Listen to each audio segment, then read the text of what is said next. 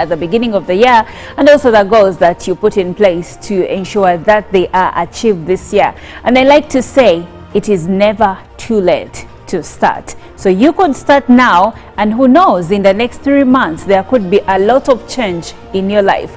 Well, my name is Olive Monica Najuma, alongside Joram Paul Sonko and Chirabo Robert Nyonyintono. What do? We entertain you, inform you, and also inspire you, because that is our mandate as the national broadcaster, Uganda Broadcasting Corporation.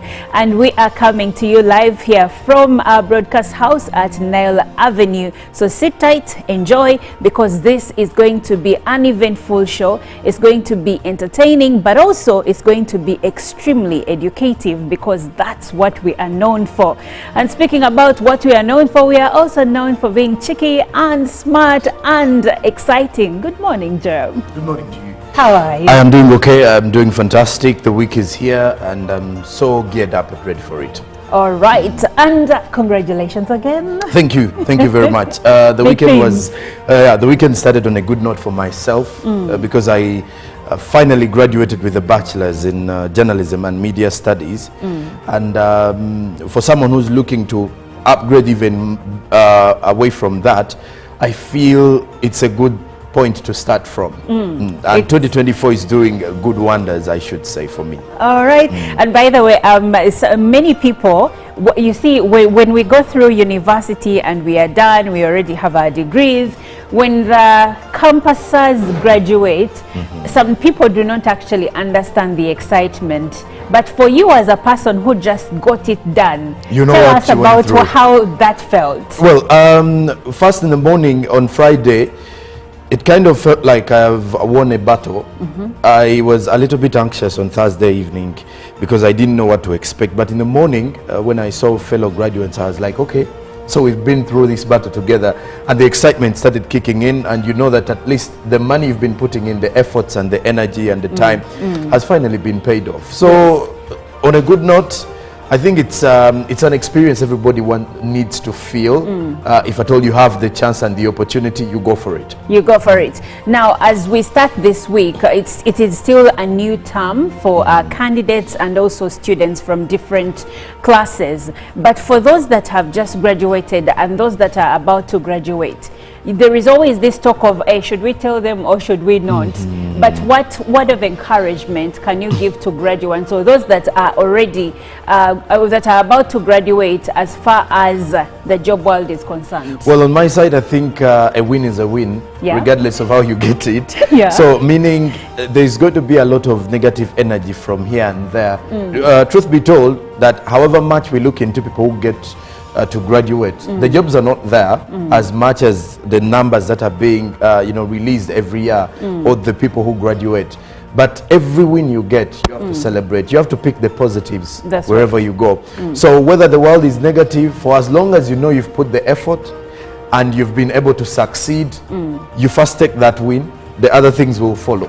Exactly. A win is a win. So let no one tell you that your education is not important. You're better off than someone that doesn't have it. And they will tell you that many people that are successful never went to school, but you're not those people. You are different. So go ahead and get that degree, bag it, get that master's, and when a chance comes, you will be able to table those achievements.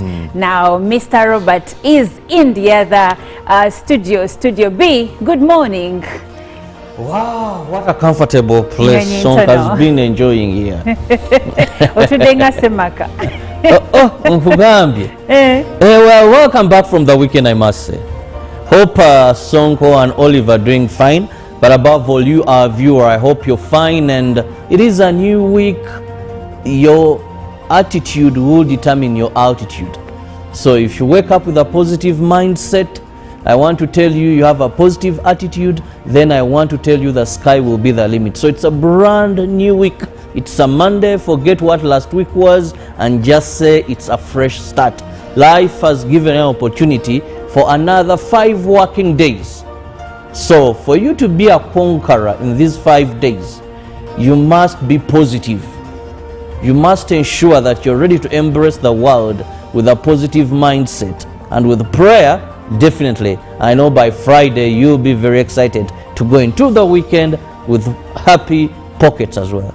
But so much is happening. On a sad note, Olive, fire destroyed properties worth millions. That is at Lakeside View Nursery and Primary School in Imbuya, Chinawataka, Nakawa Division. So schools have just opened, and here we are. Fires have started, and causing havoc in schools. And Robert, that brings us to the conversation we had last week about school fires, where police reports indicate that majority of the fires are actually as a result of arson. They are not by accident.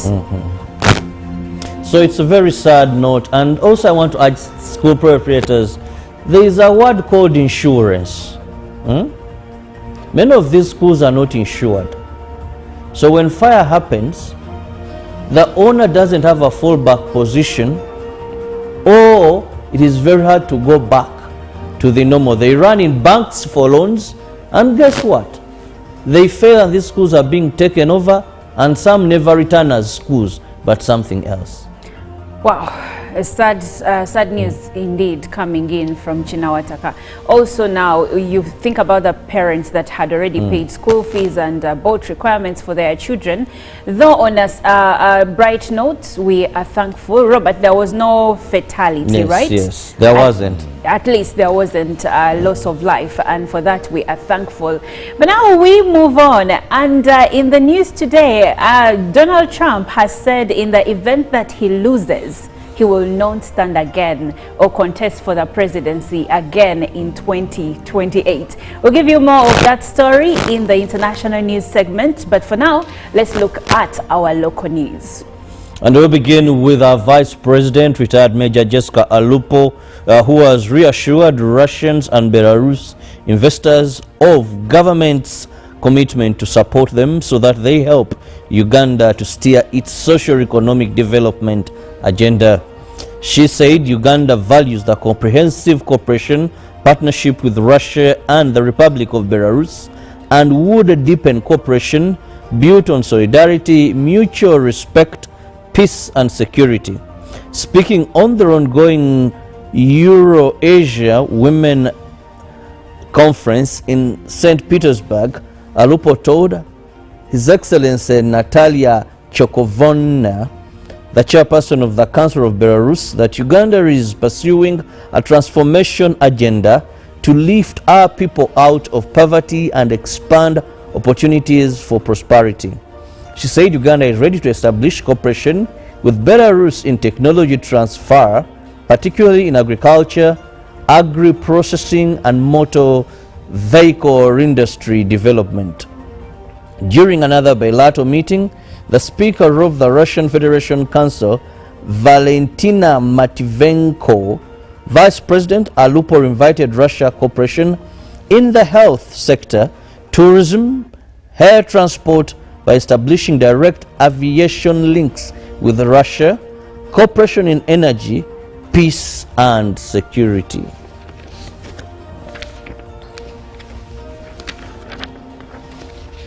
The Minister for General Duties, Justin Kasule Lumumba, has urged managers of all levels of Microfinance Support Center to uphold patriotism and dedication in implementing the Emyoga Presidential Wealth Creation Initiative. She was presiding over the graduation of over 150 staff members from the Uganda Microfinance Support Center at the National Leadership Institute in Changwanzi. The training was on transformational leadership and practical skills.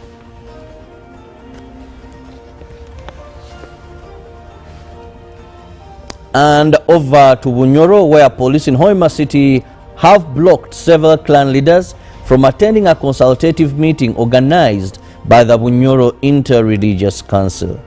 The meeting was to resolve the ongoing dispute between the kingdom's Prime Minister Andrew Byakataga and Chief Prince Fred Mujenyi Ruchunya. The Bishop of Masindi Kitara Diocese, Right Reverend George William Kasangaki, sanctioned the meeting that was to take place at Gulu University's campus in Hoima. Earlier in the week, top religious leaders, including Bishop Kasangaki, met with the Prime Minister Byakutaka, Chief Prince Fred Mugenyi, and the Royal Commission and the Babito clan executive. During the meeting, it was agreed that the matter would be presented to the wider clan leadership. However, a section of clan leaders from the 9 districts in Bunyoro were blocked from entering the venue last evening by police. Uganda by police and under the command of Hoima City Police Commander Jimmy Tumwine. Dr. Kasiri Atwoki voiced concerns about the heavy security deployment at the kingdom's premises. The postponement wicked the Chief Prince Fred Mugenyi, who recommended that further sessions include at least 5 representatives from each clan. And finally, from the local stories, a fire has destroyed property worth millions at Lakeside View Nursery and Primary School in Imbuya, Chinawataka, Nakawa Division. The fire is said to have started at around 3:30 p.m., although the cause remains unknown.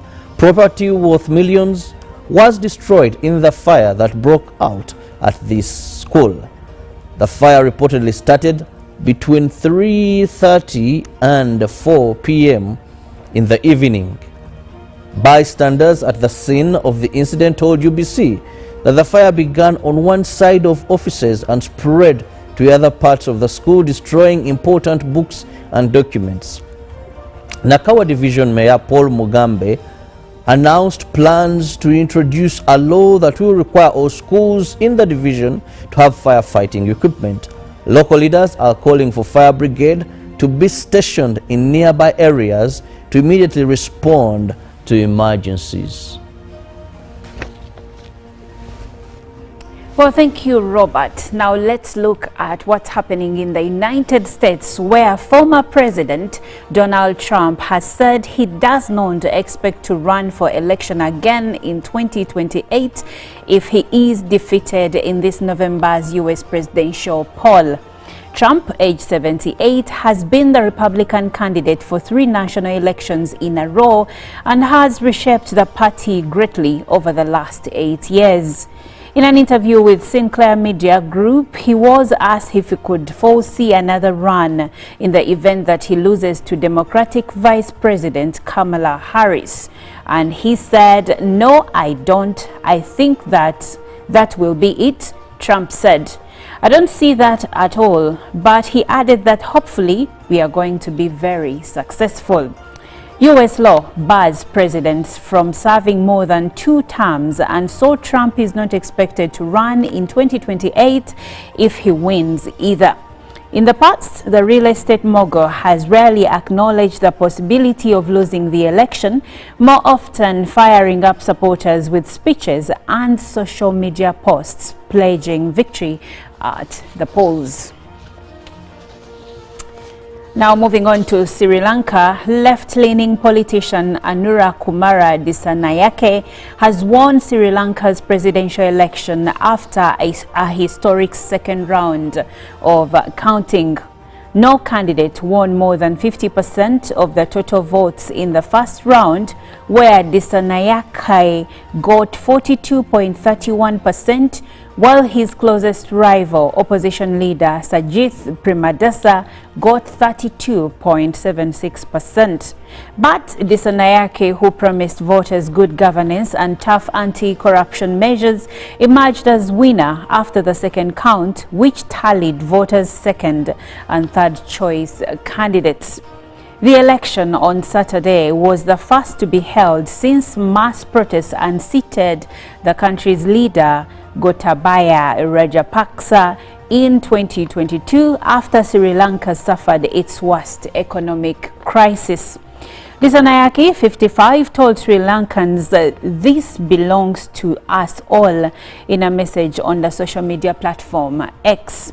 Once preferences had been tallied, the Election Commission said he had won a total of 5,740,1 179 votes to prima desa's 4,530,902. And lastly, in international news, Kenya has pledged to send 600 more police officers to Haiti in the coming weeks to help fight gangs controlling much of the capital, Port-au-Prince, and nearby areas. This would bring the Kenyan contingent deployed incrementally since June to help the Caribbean nation's beleaguered police force up to 1,000. During a visit to the country, Kenya's President William Ruto said he supported turning the current Kenya-led security mission into a full-blown United Nations peacekeeping operation. A handful of other countries have together pledged at least 1,900 more troops. Violence in Haiti is still rife, and a UN human rights expert has warned that gangs are targeting new areas, causing further displacement. The UN Security Council is due to meet by the end of the month to decide whether to renew Kenya's current mandate for another 12 months, paving the way for a full UN mission in 2025. And with that, we end our international news. And Jerome Paul, right about now, takes us through the press review. Well, we'll kick it off with the New Vision 2026. What Mohozi's stand means, according to the New Vision, NRM welcomes move as opposition is skeptical. Then also, the CID probes ghost officers in police. There is a report of the same in the New Vision. As President Museveni tips Bunyoro on wealth creation, there is a picture of the president in his motorcade while on visit in Bunyoro. Now also how Uganda was conquered 62 years, as Uganda is set to celebrate independence next month. Now in the obituary, Museveni mourns Tororo cement boss. Find details in today's New Vision. Then also the Daily Monitor, donor cash dries up as refugees flooding. Find more in that report. There's in between the lines. Even as Uganda continues to extend open arms to refugees, donors are increasingly folding their giving hands, much to the chagrin of officials in Kampala. Then that said, Kinshasa gives notice to Uganda House over unpaid tax, as there is a report regarding avoiding wild meat, as Moyo directs in its latest bid to stop the Mpox. And then Inside World Leaders Summit of the Future to tackle global crisis. More of that is in the Daily Monitor. Then there is also a breakdown of the refugee crisis and the number of refugees, the settlements that we're currently having in today's Daily Monitor, and the front page gives you more of those details. Now in the Healthy Living, how potent warrage is devastating northern Uganda. Then Makere PhD witchcraft synthesis casts magical spell on Zoom. Find details of that in the Daily Monitor. Now off to Kenya, the Daily Nation. State House and Interior in 4 billion Kenyan shillings secret spending. There's a new audit provision for emergency allocations has been the subject of a recent parliamentary investigation. And then there is also a well-detailed report on what the law says and what has been revealed so far. Then in a state offer, Kenyans are set to get free entry to game parks and reserves this coming Saturday, as the government has granted Kenyans free entry to all game parks and reserves on 28th, as the country will be marking the UN World Tourism Week. Then also in the polls, experts flagged landmines on road to 2027 elections in Kenya, as staff proposals by school principals is set to curb exam cheating, according to the Daily Nation. Now the gloves are off, as Gachagua warns Ruto on impeachment plan. That is a report by the Daily Nation. Then lastly, from the press reviews, The Citizen, the shame of deserted white elephant markets. From Dar es Salaam to Dodoma, many of these multi-billion shilling facilities are largely deserted, leaving local authorities with the idle assets and businesses with unfulfilled promises of growth. Now, besides that, new program seeks to boost horticulture exports is slated to hit $2 billion for Tanzania. As in Martha's demonstrations, Chadema sticks to its guns amid calls for dialogue. Also, The Tanzanian government changes payment systems to increase cashew growers' earnings, and find about the supplement milestone. Tanzania gains global recognition on cybersecurity standards. And well, that does it for our press review this Monday.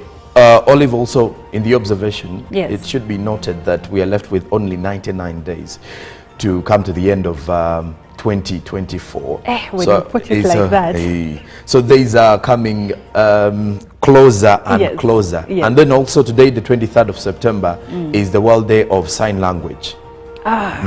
Okay, so to our friends, brothers and sisters in the deaf community, this is the day when we recognize them. And also, by the way, there is the need for cochlears, hearing aids, but also there is a section of the deaf that says instead of that, why not learn sign language? Because it is actually estimated that we have 70 million deaf people worldwide. 80% of those are in developing countries, including like Uganda. And they cannot afford the hearing aids. Yes. So for us to communicate with them, we would rather learn the language. Exactly. Yes. Well, we will take a short break, and when we come back, we'll have a conversation regarding the refugee situation that is going out of hand. Now, the Lizard in the Daily Monitor did say sarcastically that Uganda can use its oil money to help the refugees. Eish, that was rough. But anyway, we'll take a short break, and we'll be back. Live from UPC Studios in Kampala.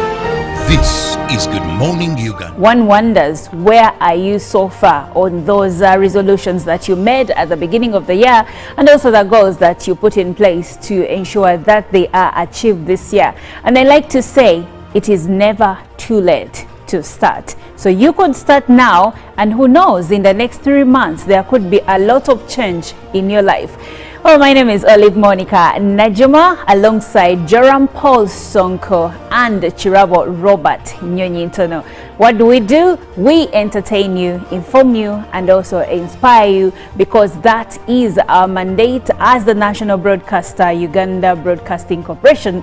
And we are coming to you live here from our broadcast house at Nile Avenue. So sit tight, enjoy, because this is going to be an eventful show. It's going to be entertaining, but also it's going to be extremely educative, because that's what we are known for.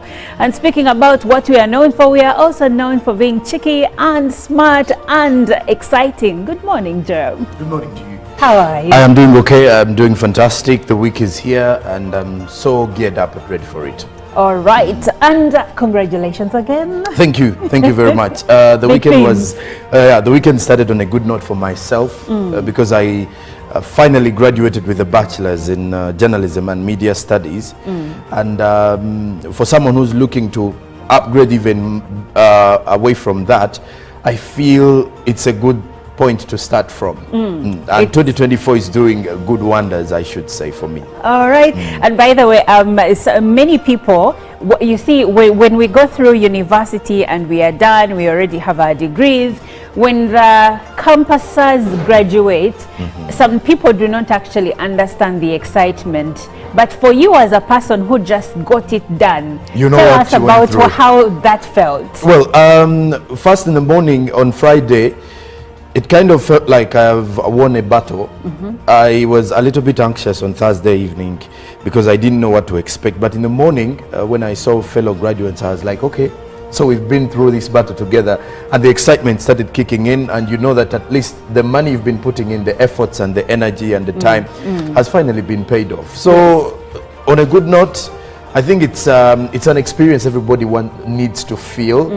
If at all you have the chance and the opportunity, you go for it. You go for it. Now, as we start this week, it is still a new term for candidates and also students from different classes. But for those that have just graduated and those that are about to graduate, there is always this talk of, hey, should we tell them or should we not? But what word of encouragement can you give to graduates or those that are already that are about to graduate as far as the job world is concerned? Well, on my side, I think a win is a win, regardless of how you get it. So meaning there's going to be a lot of negative energy from here and there. Truth be told, that however much we look into people who get to graduate, the jobs are not there as much as the numbers that are being released every year, or the people who graduate. But every win you get, you have to celebrate. You have to pick the positives wherever you go. So whether the world is negative, for as long as you know you've put the effort and you've been able to succeed, you first take that win, the other things will follow. Exactly. A win is a win. So let no one tell you that your education is not important. You're better off than someone that doesn't have it. And they will tell you that many people that are successful never went to school, but you're not those people. You are different. So go ahead and get that degree, bag it, get that master's, and when a chance comes, you will be able to table those achievements. Now, Mr. Robert is in the other Studio B. Good morning. Wow, what a comfortable place Sonk has been enjoying here. Well, welcome back from the weekend, I must say. Hope Sonko and Olive are doing fine. But above all, you, our viewer, I hope you're fine, and it is a new week. Your attitude will determine your altitude. So if you wake up with a positive mindset, I want to tell you, you have a positive attitude, then I want to tell you the sky will be the limit. So it's a brand new week. It's a Monday, forget what last week was, and just say it's a fresh start. Life has given an opportunity for another 5 working days. So for you to be a conqueror in these 5 days, you must be positive. You must ensure that you're ready to embrace the world with a positive mindset. And with prayer, definitely, I know by Friday you'll be very excited to go into the weekend with happy pockets as well. But so much is happening. On a sad note, Olive, fire destroyed properties worth millions. That is at Lakeside View Nursery and Board and Primary School in Imbuya, Chinawataka, Nakawa Division. So schools have just opened, and here we are. Fires have started causing havoc in schools. And Robert, that brings us to the conversation we had last week about school fires, where police reports indicate that majority of the fires are actually as a result of arson. They are not by accident. So it's a very sad note. And also I want to urge school proprietors, there is a word called insurance. Many of these schools are not insured. So when fire happens, the owner doesn't have a fallback position, or it is very hard to go back.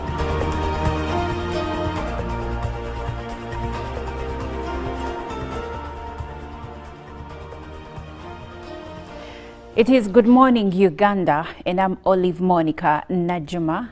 Next to me is Jerome Paul Sonko, and in Studio B is Robert Chirabo Nyonyi Ntono.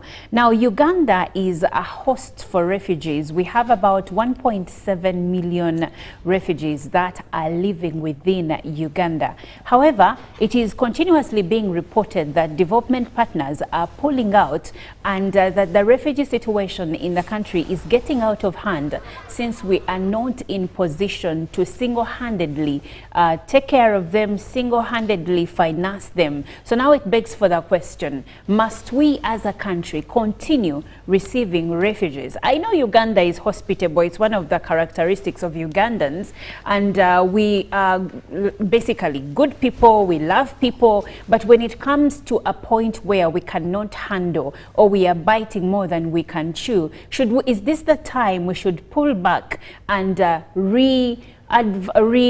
revisit our refugee law and ask ourselves questions like, must we continue receiving refugees? But also one wonders, okay, we are about 7-8 countries in the East African community. What is the main contributor to the refugee situation in the country? Is it a do or die? Should we talk to the countries where these refugees are coming from to settle some scores back home so that their people do not have to be seeking for refugee in neighboring countries, being Uganda being number one? Now, I know we have a great position on the African continent. We are the number one in receiving refugees, but in communities where some of these refugees live, reports are also coming out that their behavior is unpalatable to the community. So this is the conversation that we are delving in, and I'll start with my colleagues here. I'll start with Jerome Paul. Jerome, we have talked about the refugee situation in the country many times, but now you see reports where Raphael Magezi, the minister, says the refugees, their behavior is unpalatable. The things they do in the community are not what they are expected to do. But even away from that, can we go back to the grassroots and maybe help our viewer to understand what is the main contributor to the refugee situation? What are some of the reasons that cause the refugees to leave their homelands to come to Uganda? And if this, and whether or not these reasons can actually be settled by the 8 East African community countries? Well, the first on the entire thing is insecurity. The insecurity in most of these countries, because when you look at the countries where most of the refugees are coming from, the majority is from South Sudan, followed by the Democratic Republic of Congo. Now, the two countries have, over the years, been having issues when it comes to the insecurities. And these insecurities have been created by the political tension within the countries, where most of these rebel groups in these countries want to oust the sitting government. And of course, the crisis, for example, in Eastern DR Congo, and over the years, these are things that have been continuing. Even South Sudan, besides the fact that they had to even break off from the main Sudan, to get a republic. And then you look at countries like Eritrea, Somalia. Over the years, Somalia has been a war-torn country, and most of these refugees seek out to their neighbors. Now, bringing me to the second reason as to why we have this refugee situation is, if at all you're having insecurities back home, you're definitely going to look into what your neighbor has to offer. And if your neighbor is offering you the peace and the freedom to go in and try to live, then you also have a reason to leave your mother country until you wait for the situation to calm down. Poverty is not a bigger kind of thing, simply because not all of us here in Uganda are well off. So we are here. Yeah, and we are here. Yeah. So meaning, at least there is a chance for someone who is having less opportunities the other side to come here in Uganda and at least get some money. What you could say that there is some room for opportunities because of the peace that transcends within Uganda here. All right. Now that we know the contributing factors, what I pick out mostly is the insecurity that we all are aware of, especially in the Eastern DRC and also in South Sudan. But Jerome, when you speak about, okay, I know that Somalia has also had war for some good time, but then they have also had moments of peace. Yes. And yet when exactly. And yet when their people come, many times they never leave. So it begs for the question, is it time Uganda sat down with its partners in the community to find solutions to the problems that make refugees come to Uganda? I think it is high time, and I like how you've even brought up that question, that there is a way many of them refuse to leave. Yes. Now, I've been looking at some of the figures here. According to the percentage of the refugees we have, 57%, the majority are coming from South Sudan. Now, these ones have been coming over the years. Many of them have now become part of us. Now, we have the DR Congo having 32%. Somalia is taking up 3%. Eritrea 3%. Sudan 3%. Now, Sudan, which is not South Sudan, and then even Rwanda 3%. Now, the worrying situation is we were having 1.5 million refugees. Now the number is at 1.7. And the other worry is that by the end of this year, it is highly expected we are likely to hit 2 million. Imagine Meaning, that. if we hit 2 million, we are going to become the 5th country globally to have refugees or to be a refugee hosting country. And then it will make us #1 on the continent. We are already #1. We already, on but the now continent. it's like we shall be cementing it fully. And looking into the other figures, why we are in such a situation, you've mentioned about why we need to open up room for dialogue with these countries to ensure that, well, maybe we are now running out of the donor funding to support the refugees. You're looking at the settlements. 92% of the refugees are living in settlements. These are close to 30 settlements. And then 8% of the remaining number is in Kampala. That is around 136,887. What are some of the hotspots where the ones that are in Kampala are living? Over there, over 100 are living within Kansanga now, rather Kansanga. You're looking at many, the numbers are growing that side. Kansanga, Bunga. So much so that some of the establishments they run, even the businesses are in their language. But then also in Chisenyi, Yes. there is also that growing number. Somalis. And that number is actually, it's just this, just recent that the numbers in Kansanga are trying to, to outbid the others in Chisenyi. But again, going back to your question, we need to have these conversations because as much as we are a hospitable country, there's going to reach a time, if, for example, in this, there is a statement that was released by the State Minister for Disaster and Preparedness, that is Honorable Lilian Abba, mentioning that we need 858 million a month? No, US dollars for this year. And then we are short of that funding. Meaning if we are to grow, if this number is to grow to 2 million, we are going to fail as a country. And it will be leading to so many things that we are already worried about. So I think it is high time that these countries started opening up conversations because, like you've mentioned, we have countries like Somalia where there's been a lot of dialogue over the years. The East African community has been intervening in these situations.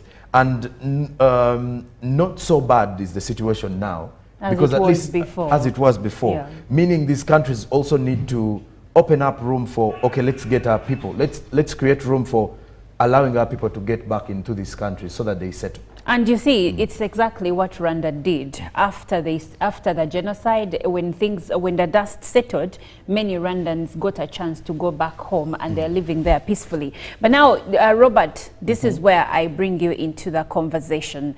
Now, when we look at the fact that most of the development partners, the donors, are increasingly falling out, increasingly folding their arms when it comes to giving us money to tend to the refugee situation. I mean, right now, when you look at Europe, there is the war in Ukraine, between Russia and Ukraine, that has been ongoing for more than a year now, and most of their attention changed from African countries like ours that are receiving refugees to European countries that were receiving Ukrainian refugees. And then you look at other areas. There is the war in Gaza that has been ongoing for close to a year now, plus many other issues that they are facing domestically. So when you look at that situation and you see that we are really grappling at straws, we are reaching out for straws, and it means the saying goes, a drowning man reaches out for a straw, and you know that when you reach out for a straw, you're still going to drown. So what parts of our refugee law need to be revised as soon as possible?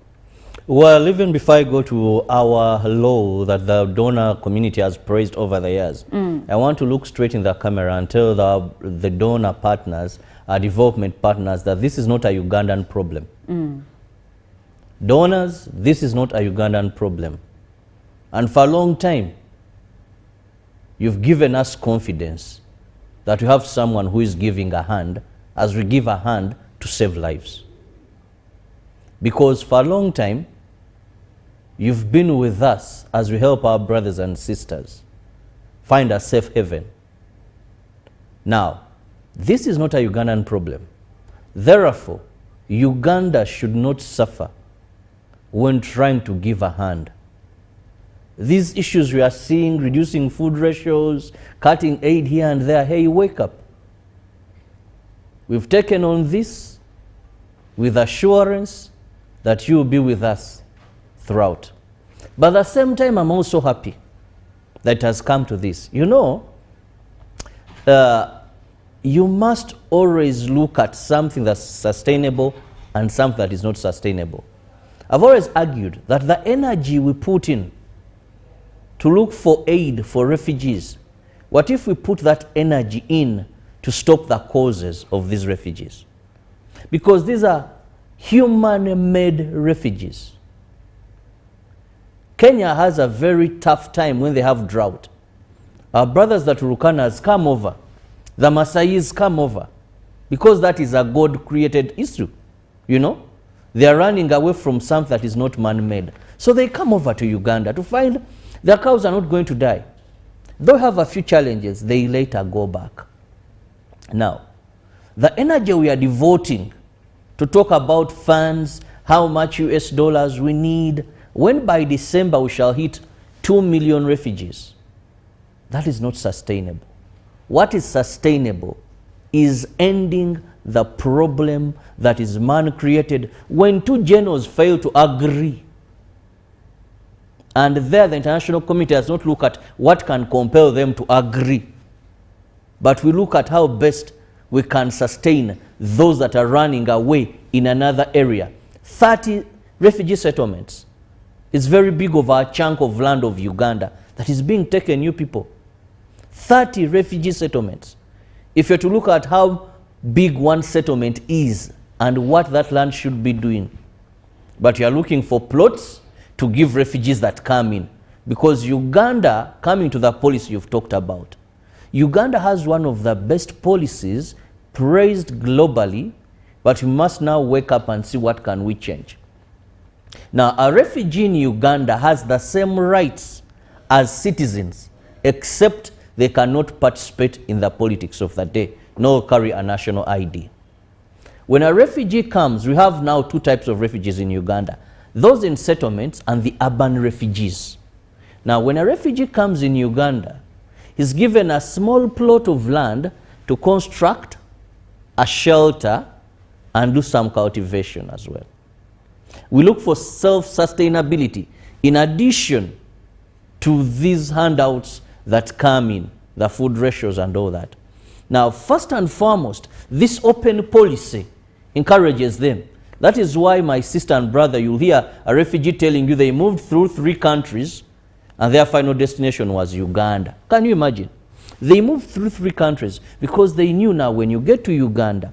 Second, Uganda's policy, as long as a refugee comes in the country and can sustain themselves, they're allowed to stay as long as they want.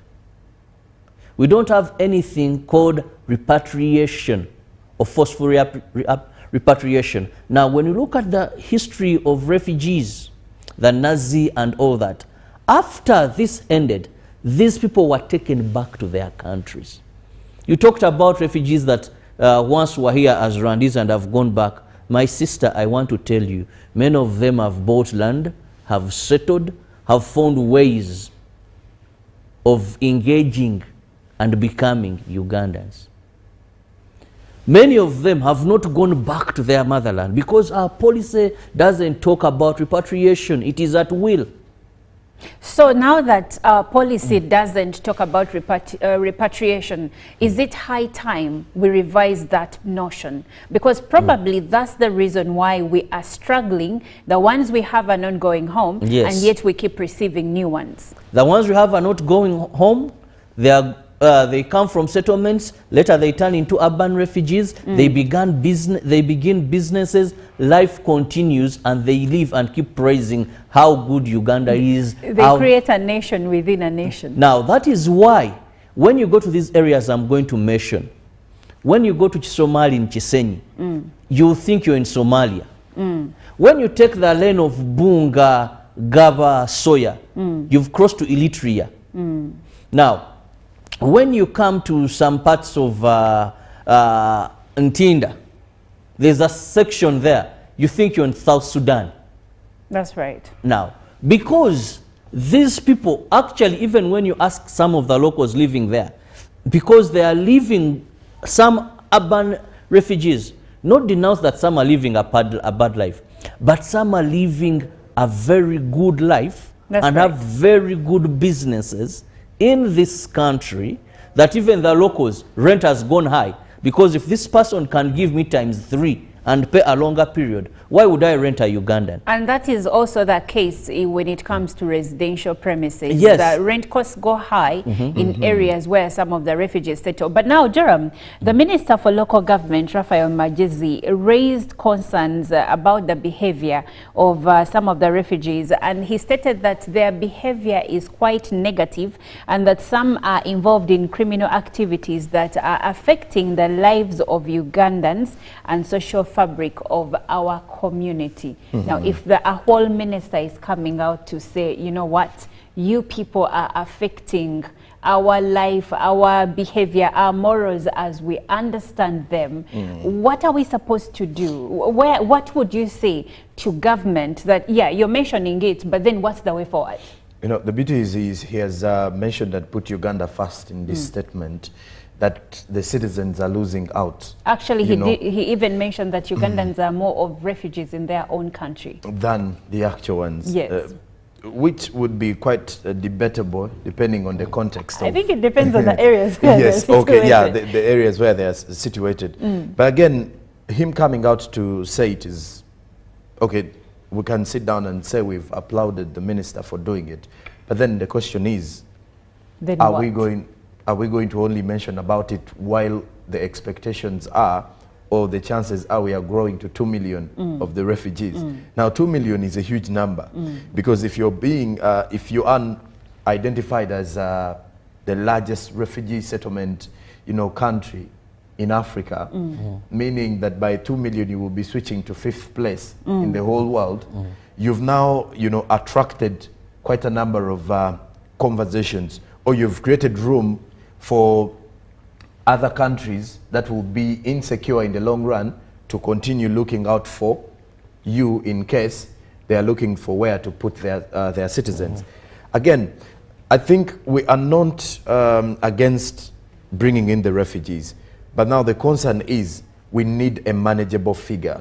And once we have the manageable figure, how do we help these people get back to their countries once the situation is coming down? Or if at all we want them to settle and we're integrating them within our own citizens, how then are our citizens going to feel that they are in their houses? For example, the concern about real estate today. It is a rising concern that if you go to the likes of Kansanga, Bunga, you'll get to realize that most of the people who are living there are saying that the houses or the apartments have become too expensive because the ordinary Ugandan, according to how much he earns a month, cannot afford to live in those areas. Because a refugee, for example, who is getting this donor funding and support from, let's say, relatives away from Uganda, can afford these houses. And many of them, it is alleged, have been even able to pay in dollars. They can afford to pay in dollars or even pay a full year. Now, how many Ugandans have the capacity to pay for a full year? Also, Jerome, it's important to note that some of them, yes, they are living here as refugees, but they have families back in their countries. Or and others some even of them are even well-to-do. Others have relatives that are even in the US, for example, or in Europe, and they're sending and this also, money. Olive and Joram, even away from just accommodation, you see, we need to revise this law. Which businesses can they engage him in? Go downtown, this Vitenji business. Yes. Downtown there, so many businesses are dominated by these Congolese. So we also must, what I'm saying is... Just a minute. For some of those businesses, like the Vitenji business, since time immemorial, it has been run by Congolese. I didn't know actually that most of them were refugees. So when it comes to businesses where we do not even manufacture the products, isn't it fair for them to run them? That I was just giving as an example. But go to retail shops. Today, how many retail shops are for these people?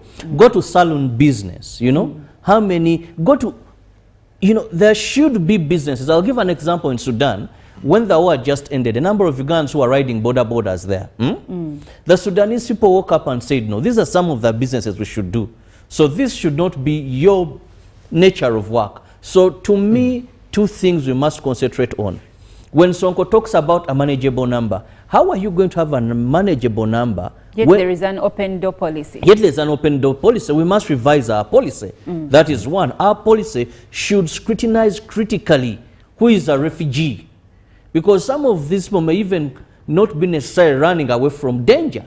But because they know there's a safe haven in Kampala, and a person and a colleague tells them, come as a refugee.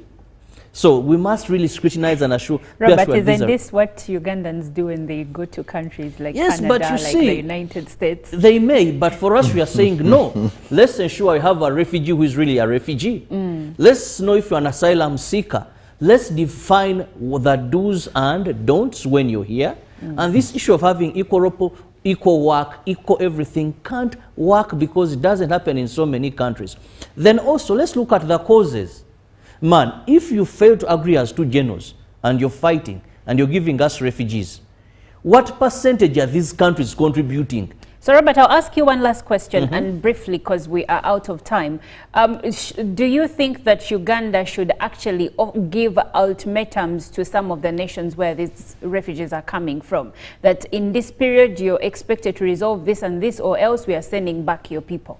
Very much so, and those countries should even pay Uganda. Pay Uganda. What percentage of your refugees are we hosting?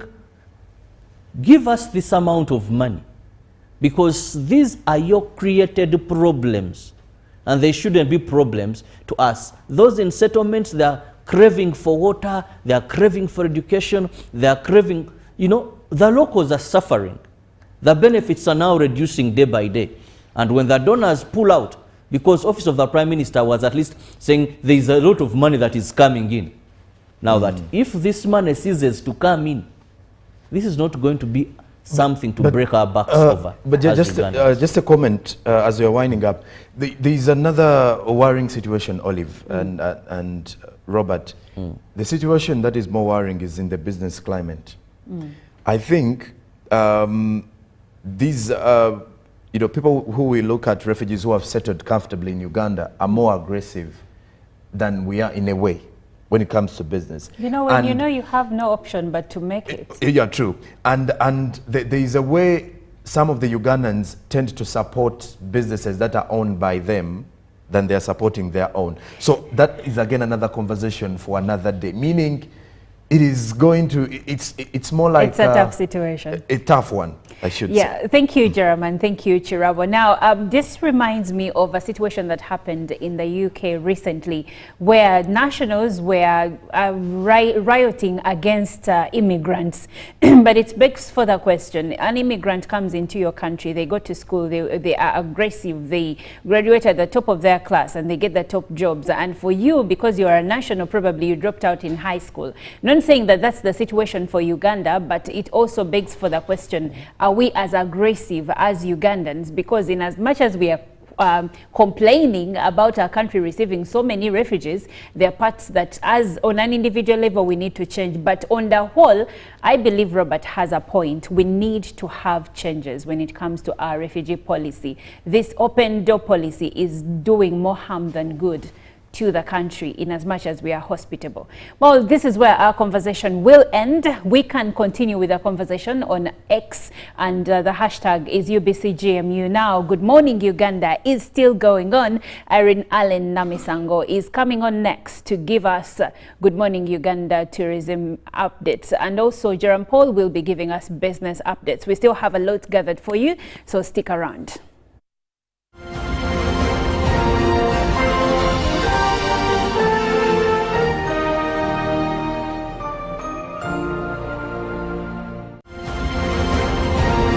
Live from UPC Studios in Kampala, this is Good Morning Uganda. Pick of the day on UBC.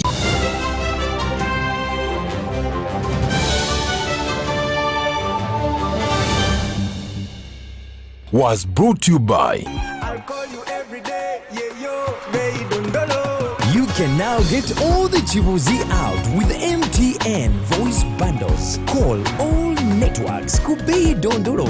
Buy a 25-minute voice bundle for only 1,000 or buy any daily voice bundle of your choice. Dial *100*21# and select daily or use the My MTN app. When we talk together, we are unstoppable.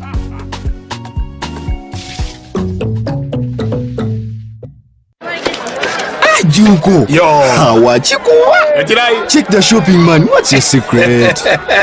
Uganda, haven't you heard of the parish development model PDM? Yes, I did, but I thought it was just a talk. No, Sebatia. It is real. I and a few friends together formed a circle, accessed money from the PDM, invested in a poultry project, and now things are moving.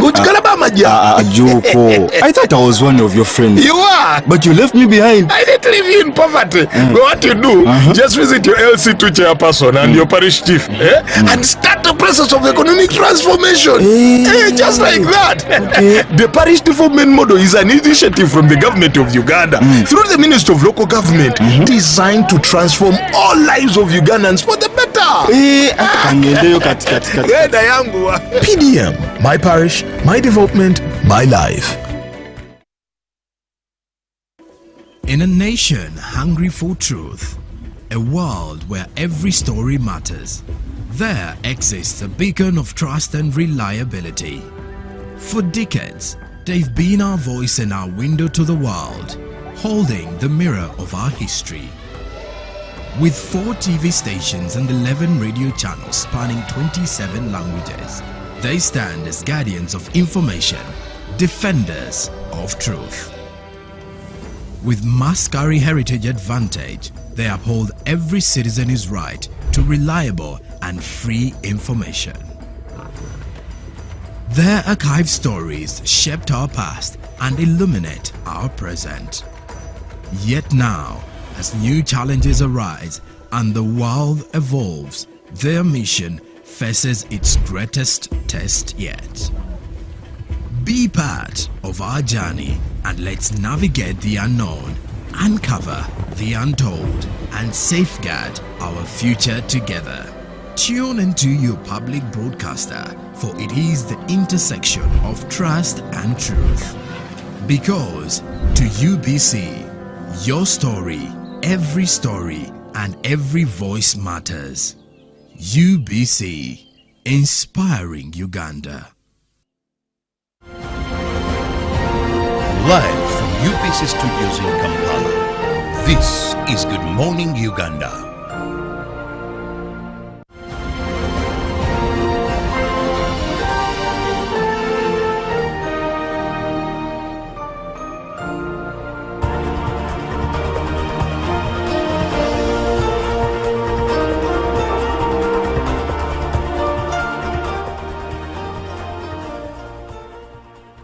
Thank you so much for sticking around. It is now time to talk about tourism, to have the tourism conversations in Uganda, East Africa and beyond.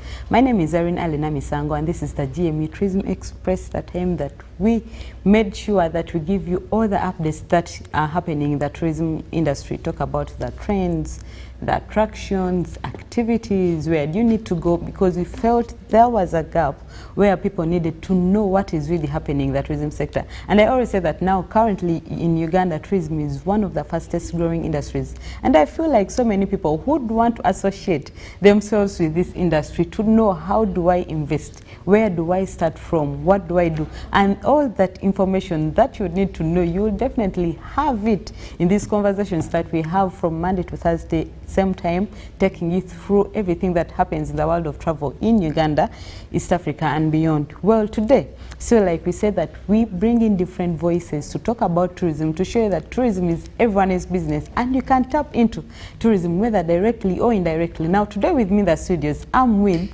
someone from Tio Safaris, and they're organizing the East African UK Cultural Expo in UK, and this expo is set to showcase the diverse cultures that we have in Uganda. I always tell you that Uganda is one of the most diverse countries that we have when it comes to terms of cultures and tribes. We have more than 50 tribes. To be specific, there are about 52 tribes that we have, 52 or 56 tribes that we have, and all these are different when it gets to terms of languages, dress codes, staple foods, beliefs and traditions. Like, there is a lot of diversity, and I feel like, yes, we pride in all this unity and the diversity that we have in the country. That is one of the outstanding attractions that we have as a country, that diverse cultures. People come in to explore the Karimajong, to explore the Batoro, the Western people, like so many things that are happening here. And now she's going to tell us how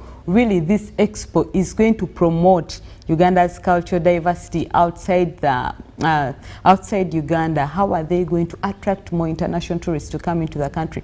What is the impact? What is the trickle-down impact of this expo to both Ugandans and also people that are going to attend or participate in this expo? And we are now going to talk to Miss Acheng to tell us through. Miss Acheng, it is very nice to have you here. Nice to have you. Good morning. Good morning to you. How is your morning now? My morning is okay. Good to be here. Now, Miss Acheng, you're organizing this expo, the East African UK Culture Expo. And we need to understand what inspired this idea. Okay, thank you so much. My name is Chiang Penina, tour operator. I'm privileged to be one of the organizers of the East Africa UK Tourism and Cultural Expo. The theme of this expo is to enhance tourism as a social and economic transformation. What inspired this expo? Very many times we've organized expos outside the country. Last time we had one in Canada, and the show up was good. So we thought of extending it further to other countries. We thought of attracting the international market more because of what we have to offer as a country. Yes. Now, Ms. Acheng, I need to understand, when it gets to tourism, currently, actually not only tourism, the world is so moving digital. Yes. People are using digital marketing to reach to markets that they have not even been before. Why did you choose this specific form of marketing, an expo, to reach into the international market? Okay, we realize that most of the people are using digital marketing, especially now we are here at UBC. The Ministry of Tourism is also trying to use digital marketing to promote tourism. But we thought going to UK physically is going to be of a greater impact. It's going to be of a greater value than just putting flyers in and out. We thought of going there as individuals is really going to be of a greater impact than just sending out flyers and also doing more of digital marketing. Yes. So don't you feel like, okay, let me just do that. Okay, now my question is the fact that it is a tourism and culture expo. It shows that you're going to promote Uganda's diverse cultures. Yes. How are you going to showcase? How are you going to promote Uganda's cultural diversities? It's going to be through sales. Just as I said, Uganda, we have a lot of things in place. So it's going to be an opportunity for Ugandans to promote what they have. Now it can be through sales. We also calling upon Ugandans to participate, to go, and it's going to be a market for them actually to make sales than here in Uganda, especially we can have Ugandans who are going to sell the fresh fruits, Ugandans who are going to sell like the cultural wares, Ugandans who are going to sell a lot of different foods that we have in the country. You have matoke, we have potatoes, we have cassava, and also we have like the Ugandans abroad, and they would like to buy these foods, and it's going to be of a greater advantage to those who are going to participate. Are you going to have like traditional performances? How are the organizers? Yeah, we are going to have like a traditional performance actually from different cultures. We are going to have like the Batoro. We are going to have like the traditional dances like the Basoga dance, the Baganda dance. So all those things are going to make the expo more interesting. Yes. Now, it is also a tourism expo. How are you positioning Uganda as a tourism destination in this expo? Are there phases where you're going to have maybe panel discussions about tourism? How are you going to showcase the very many diverse, because you know we have the mountain gorillas, we have mountain renzori, we have the source of the Nile, we have beautiful people. How are you going to position Uganda as a tourism destination in this expo? Okay, most of the tour operators have actually bought the idea, and we are going to travel with them for the expo, and most of them have bought stalls, whereby we are going to have like different showcases of, let me say, the gorillas, the Uganda Museum, the Queen Elizabeth, and the different beautiful animals that we have in the country. Now, but okay, before that, operators, how have you as the organizers thought about this concept to showcase Uganda's tourism? How have we thought about the concept to showcase the Uganda's tourism? This is not our first time, so it is something that we've always organized. So taking our potential, our heritage to the outside world. You know, like last time we had like an event in Canada. It was really, the turn-up was really so high. Many people attended, and they gave us an impetus to always like have those different expos in different countries. Actually, last time when we had an expo in Canada, we had a lot of friends from Germany that also called us that they would also want such a show in their country. Yes. So that's why we are extending it to different countries. Currently, when you look at one of the gaps that we are having in the tourism sector, actually, the conversations, if you've been following the conversations from the Ministry of Tourism, UTB, the domestic market, you've not so much tapped into the domestic market. Yet COVID-19 taught us that if we are to have a firm tourism industry, we need to have a firm foundation for domestic clients, domestic tourists. That is why you see the Ministry of Tourism is now coming up with the Explore Uganda campaigns, Explore Renzori campaigns, to see that we entice Ugandans to explore their country. Why did you just decide to go international? We decided to go international because of the value that it can also bring to the country, especially revenue.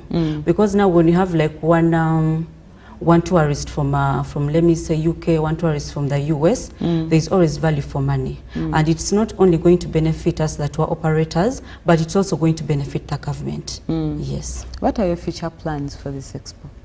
Our future plans for this expo is to, when I talk about the future plan of this expo, is actually to make sure that Uganda is known out there to very many people. That is what we want more. Yes, Uganda to sell out than any other thing. Because as a country we are rich in everything. Yes. Okay, Mr. Cheng, it was nice talking to you. Just your cutting shots, like in a minute, your cutting shots to the audience. Pardon me? Yeah, what are your last lines to the audience? I would actually advise Ugandans to love their country, to always show love for the country, to move and know more about the country, to actually discover the rich cultures and the potentials that we have in a country. Because also it can be very unfortunate for Ugandans not to know about their country, and then others outside the world are always crying to come to Uganda because of what they actually know about Uganda. So I'm actually encouraging Ugandans out there, the tour operators out there, to come as an association so that they can actually woo Ugandans to love their country and also educate them about what we have, sensitization. Yes. Then you still tell the audience about the expo, maybe anything you feel they need to know about the expo. This expo is actually going to be, it's going to be a vibrant event, and I would actually call Ugandans to come and attend with us the expo. We are going to have potential people on board. Right Honorable Rebecca Kadaga is going to attend the expo with us, and I think it's just going to be something that everyone would want to attend, the different cultures, also to know about UK as a country. Okay. Yes. Thank you so much, Mr. Cheng. It was nice having you on this show. And I should say that Ugandans, if you're someone who is really interested into penetrating into the UK market, this is time for you. To operators, you know, when it gets to an expo, gives you a bigger opportunity to physically interact with your potential clients. Unlike us who do digital marketing, when you go for an expo, you're going to directly interact with your client or someone who would be your client. So it is time for everyone. If you have the capacity and you're able to go for this expo, please go participate, go make some sales for crafts, travel apparel, the fresh fruits. Like, there is a lot of potential and opportunities for you that you can actually tap in when you go for such expos. But even the exposure, you get to know how other countries carrying on their tourism, how are they marketing, how are they portraying themselves. So you travel, if you can go out, have the exposure, change your mindset, change your perception, come back and bring that knowledge back to Uganda to see that we promote Uganda and position it as a world tourism destination. That is it that we had for you today. My name is Erin Alena Misango, and Joram Paul is already here to take you through the business update.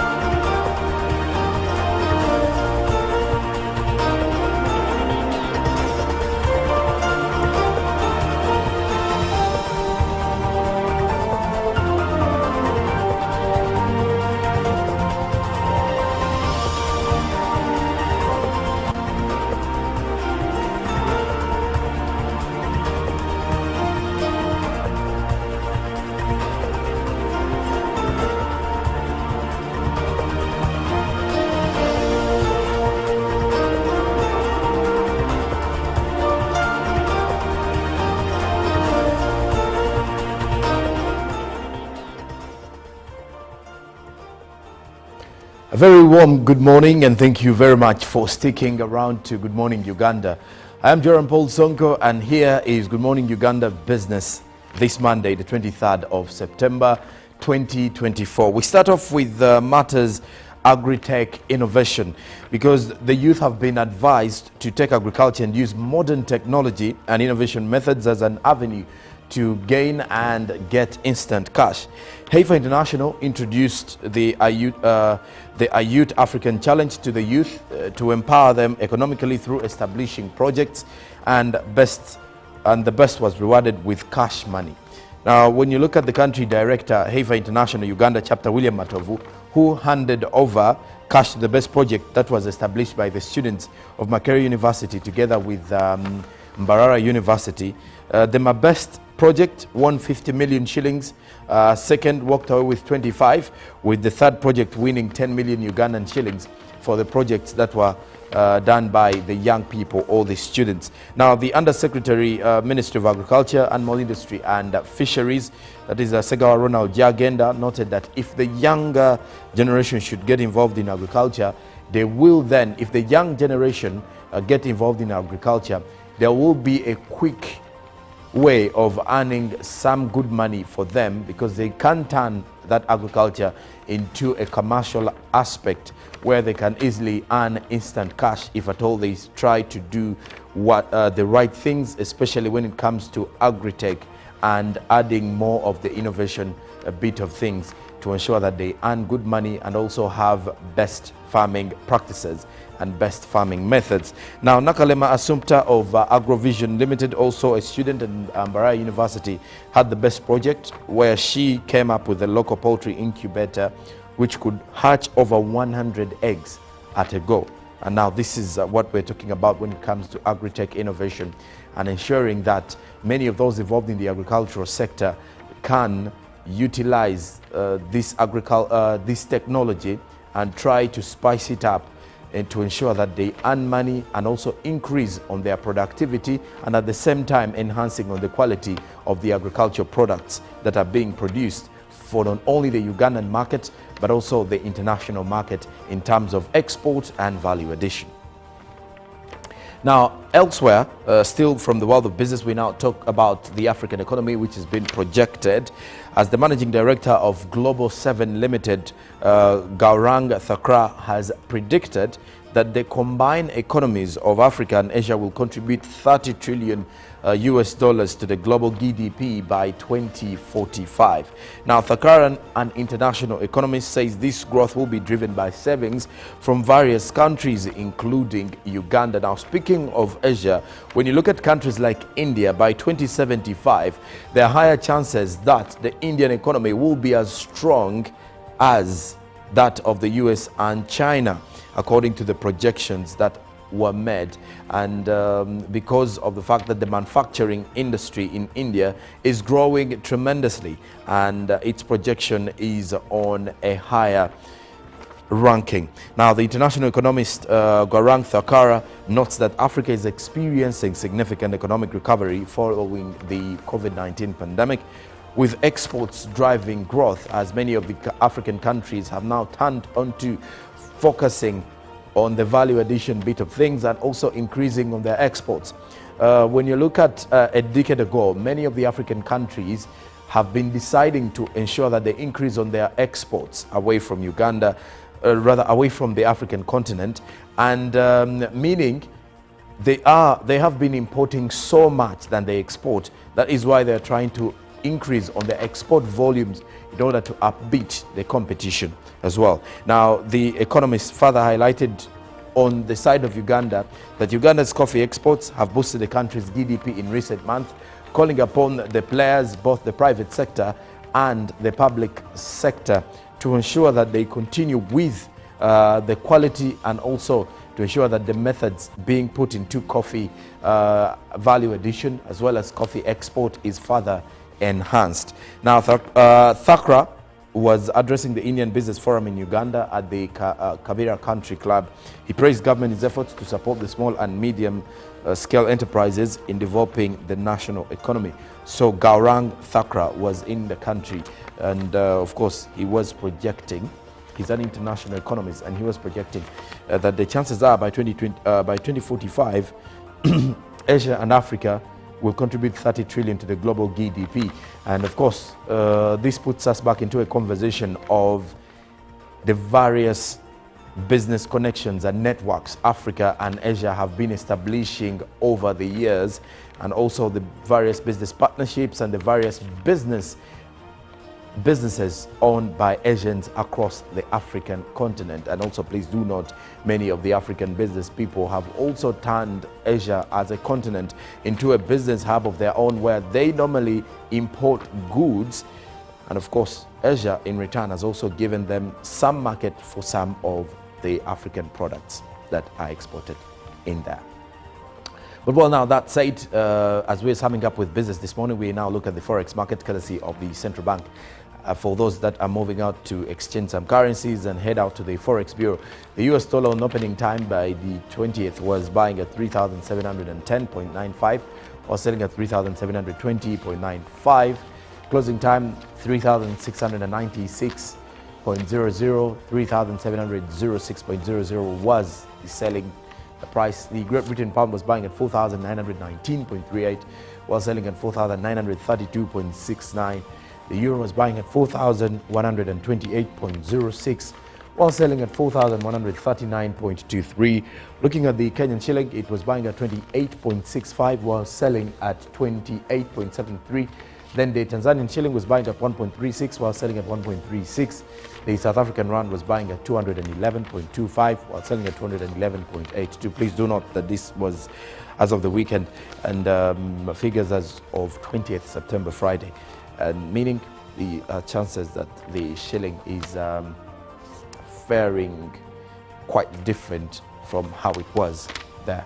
And these updates are normally coming in 3 times daily. That is Monday to Friday, courtesy of the central bank. That for the private players, you definitely have to be following up with the various currencies and how they change, how they fare on the exchange. Olive Monica Najuma will be returning shortly. This is Good Morning Uganda.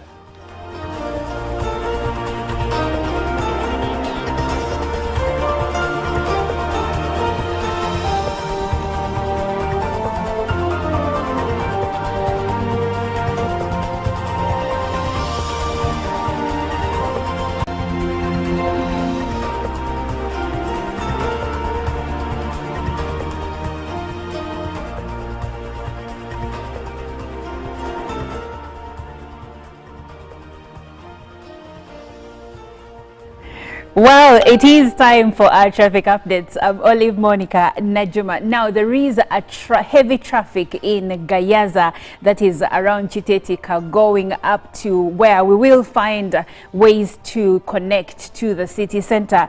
But what I see right now doesn't look good at all. My name is Olive Monica Najuma. Now, let's get into it. What you see on your screen is heavy traffic that is in Gayaza, Chitetika.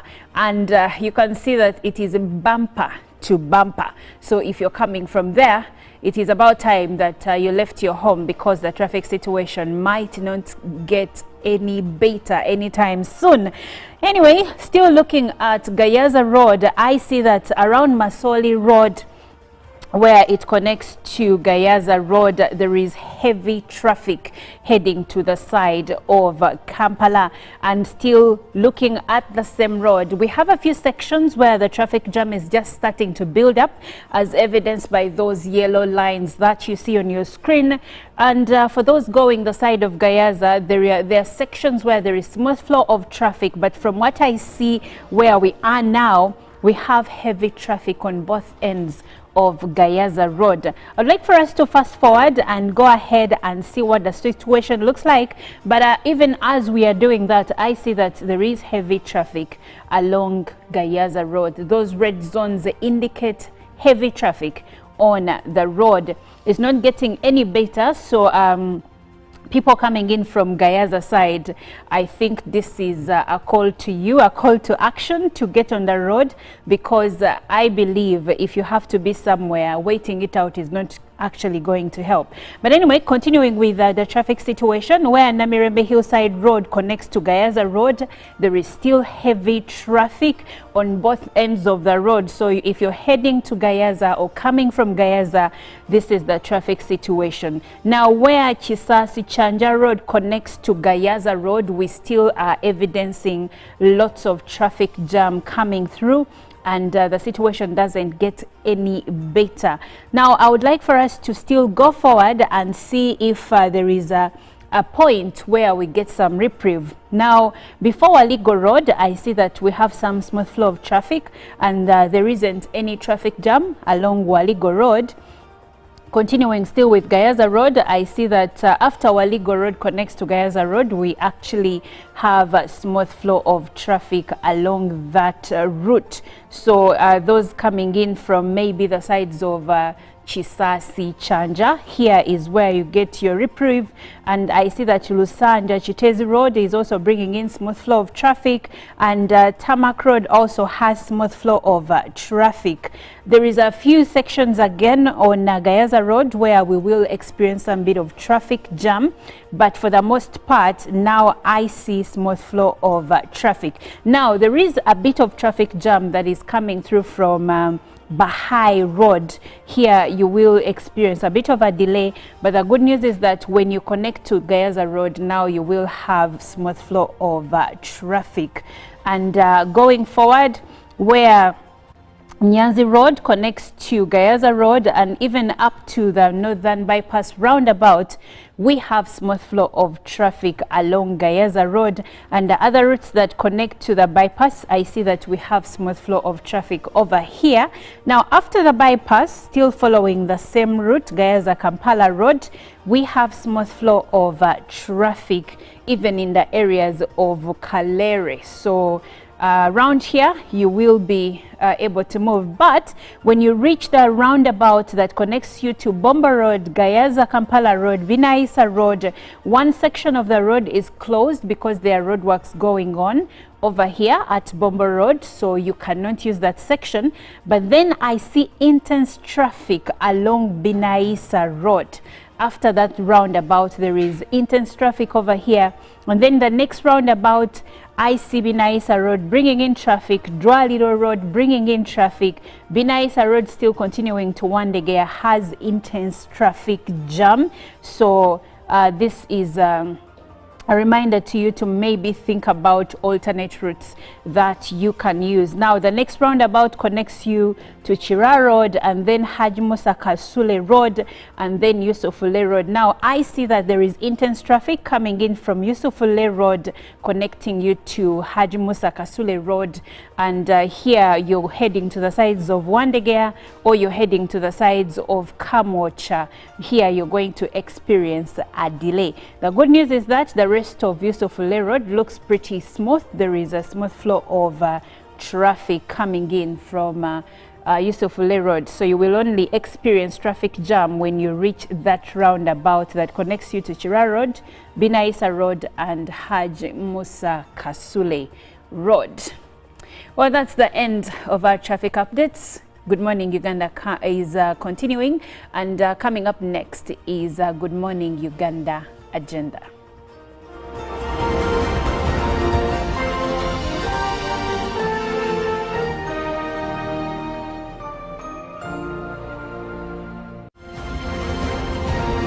Live from UPC Studios in Kampala, this is Good Morning Uganda. Pick of the day on UBC.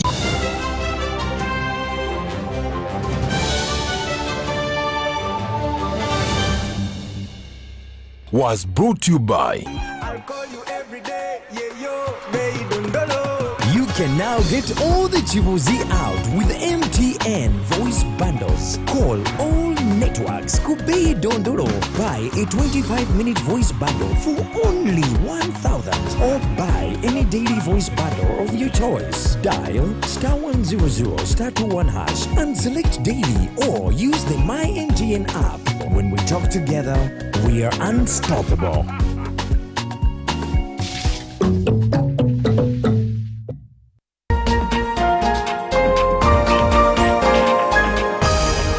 Coming soon. Juko. Yo. Check the shopping, man. What's your secret? Uganda, haven't you heard of the parish development model PDM? Yes, I did, but I thought it was just a talk. No, Sebatia. It is real. I and a few friends together formed a circle, accessed money from the PDM, invested in a portrait project, and now things are moving. Juko. I thought I was one of your friends. You are. But you left me behind. I didn't leave you in poverty. What you do, just visit your LC2 chairperson and your parish chief and start the process of economic transformation. Just like that. The parish development model is an initiative from the government of Uganda through the Ministry of Local Government designed to transform all lives of Ugandans for the better. PDM, my parish, my development, my life. In a nation hungry for truth, a world where every story matters, there exists a beacon of trust and reliability. For decades, they've been our voice and our window to the world, holding the mirror of our history. With 4 TV stations and 11 radio channels spanning 27 languages, they stand as guardians of information, defenders of truth. With Maskari Heritage Advantage, they uphold every citizen's right to reliable and free information. Their archive stories shaped our past and illuminate our present. Yet now, as new challenges arise and the world evolves, their mission faces its greatest test yet. Be part of our journey and let's navigate the unknown, uncover the untold, and safeguard our future together. Tune into your public broadcaster, for it is the intersection of trust and truth. Because to UBC, your story, and every voice matters. UBC, inspiring Uganda. Amina gange ndetubona Kiranda Amina mu company eya WIB Uganda Limited ndi member. Wemba member company eno weyeida twalinga tutuli bulungi nga abakyala abe waka. Abakyala abe waka tuemera kubaami baife nga bonkana abajamu nanda nga twidi nti abakyala tebakozesa ki nanda. UN Women weyeida yatuteekateeka yatwegesa okulunda engege nga abakyala. Twatandika beno okudulunda n'okudirisa n'okolaki. Twafunamu nga abakyala aba Bugiri district. Abakyala ba Bugiri district so fatuli abakyala 14 abakola project eya WIB. Abakyala 14 twayawula mu sectors. Mulimu abakyala ba production, abaliisa, mwaba abakyala ba validation, abongera engege omutindo bayongerako omutindo. Twaba n'abakyala ba harvesting, harvestinga. Twaba n'abakyala abakola aba marketing. Sector dona diri trained. Era didi kyedikola ki? Kyedikola. Project eno tufunyemu nga abakyala. Government yaife ne ya Uganda njebaza. Okujja kujanga batulingirira mu nga abakyala abana Uganda. Eri kujanga eturobingira ebibiina bingi. We have UWeb, baleta parish development model. We have Myoga. Byona biri kwida muki mu bakyala oba mu bantu abaki aba Uganda.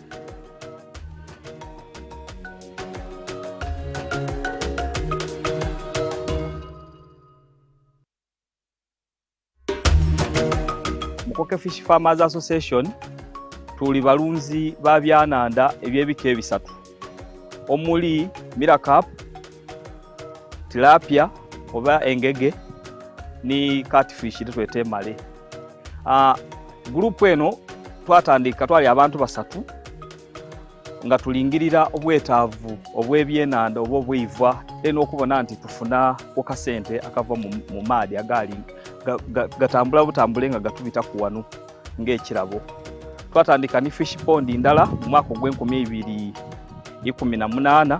Twebaza fisheries officer ni district ya Bugiri babanga batulagirira kusaani fish farm ebwikwe inside day ndeyo twabanga tusobola okufuna kwetusaako obugege obwasooka era mu mwaka ogwali 2020 awo basobola okubanga batuwaayo ebyenanda emitwalo $4 okuva mu operation Werese Creation era okubayongerezaako emmere yatuweebwa okuva Ugachik Poultry Breeders. Twasobola okubanga tusoloza akasente akawerera obukayire nga 42. Twasobola okubanga tuinvestinga oba okubona nti twongerezaako kubimu ku bintu bye tukola gano. Bebaza government yaife okubanga buli saawa efaayo okubanga eferi abana Uganda.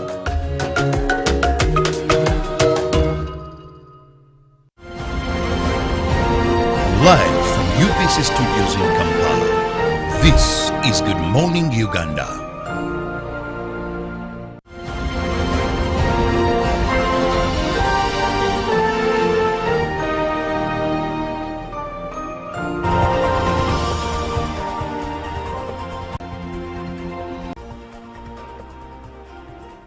Hello, and you are welcome to Good Morning Uganda if you are just joining us. But if you started with us at 6:30, we say thank you for sticking with us since then to up to now. Now, this is time for our agenda segment. My name is Olive Monica Najuma.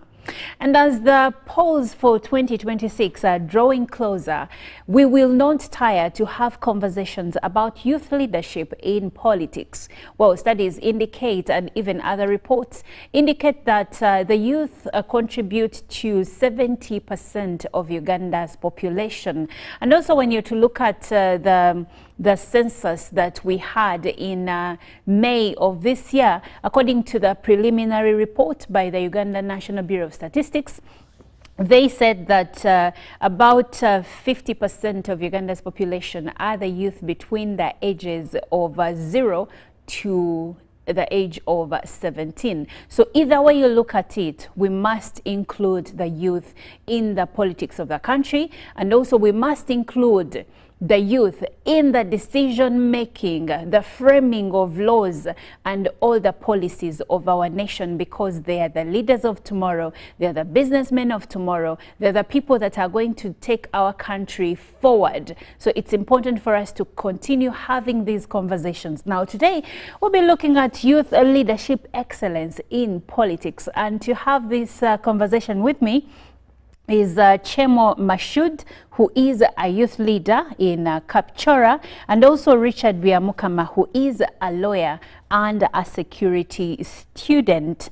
And together we will see, is it really viable to have the youth in this conversation? Is it really viable to have them play a big role in the politics and the policies of the country? They'll answer that question. Now I'll start with Mr. Byamukama, who is at the extreme left. Good morning. Yes, good morning, Najuma. It's a pleasure to be here with you today. It's a pleasure to have you here. And Chemo Mashud, how are you? I'm fine, and a very good morning to our viewers. I'm glad to be here.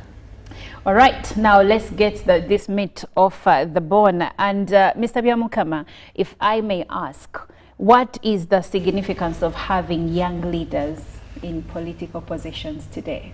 See, Priscilla, we are always worried that we are worried about the future. So that's why in most occasions we bear children, so that when we grow old, these kids will be there to replace us or to take care of us when we are no longer youth, or when we are no longer able to do what we are doing today. So the effect of having a useful leadership is to cater for the future. You see, in some states, in Uganda here particularly, we have a cabinet that has no stake in the future, but taking decisions for the future. Yes. What so do you mean by we are just seeing, yeah, we are just seeing a few elements of inclusion starting to come in. When you see the Nyamutoros being appointed into cabinet ministers, the youth have been active in politics, because there is those youth wings, NRM youth wings, the youth wings in several political parties, but in decision making, the youth have not been inclusive.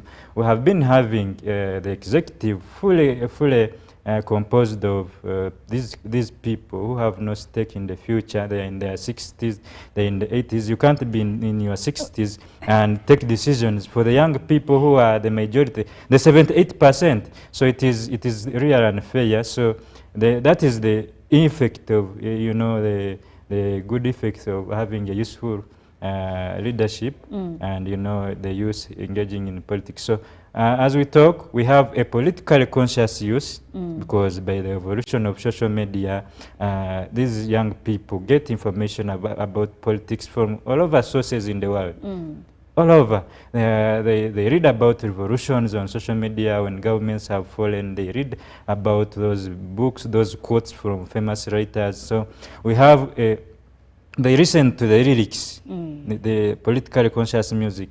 So we have a politically conscious young generation. So we should be worried as, as the NRM or as the system, that if we don't include these young people, maybe at one time they may feel that they are neglected, and they may overthrow us or kick us out of government, because you see, we have been having, the system has been having issues with these young people. You remember the March to Parliament protests. So these were entirely protests to foster accountability and financial discipline amongst government officials and the government. See, government should be accountable to the population. So these young people are part of the population, and by them being the majority, they should be taken as priority. Okay. Yes. So now, Byamukama, you have continuously said the cabinet is full of people that have no stake in the future. And I keep wondering, what do you mean? They're not dead, they're alive, they have experience, that they have lived experience actually. So when you say they don't have a stake in the future, aren't you really demeaning their contribution to the growth of our nation? Not at all, not at all. They have done their work, we appreciate, but the agenda of these young people, they should also be included in decision making, not just keeping in NRM youth wings or youth politics. Many young people have done great things in this continent or in Uganda. So you remember the Biafra War? Yes, in Nigeria. Yes. So the president who maintained the grip of united Nigeria was Yakubu Gowon. He was 32 years old by the time he took power in 1966. So he was a young man. So you know, a lot of many young people have done those important roles in their states. But in Uganda, we see the opposite side of it. We see the cabinet fully composed of people above 50s or above 60s. But making this look, we have been a situation in other countries. I'll give you an example. Yes. The US polls are taking place in November, and one of the candidates, Donald Trump, is 78 years old, and the current president is 80. And were it not for his health issues, he was still on the ballot. We are not talking about the president. No, the president what I'm trying to say, look at the Senate. I'm giving you an example of the leaders in what we call progressive countries. And also when you go down, okay, let's go back to the governors, to the senators, you're going to find that they're also in 50s, 60s. Not at all. Not at all. Look at the Senate. These are young people. In their 30s, in their 40s, both in the US and the UK. So these are the people championing we have, for example, we have been having issues with these young people. In Uganda, most recently, it was on July 23rd. So these issues have not been resolved up to date. So we are just still waiting for these young people maybe to resume those online campaigns or physical protests against the regime, so that we begin acting out of panic. So there should be those. If the cabinet had representatives of these young people, they would have tabled, because the cabinet sits every week, but nobody to present the agenda of these young people. These are voters of this government, and government has to be accountable to its voters. So I don't like it when people, part of us in the NRM, capitalize these young people as opposition, or because they are against some policies, then they are called opposition. Yes, we are the victors. Yes, we won the elections, so we should be magnanimous in victory. Let's talk to even the opposition.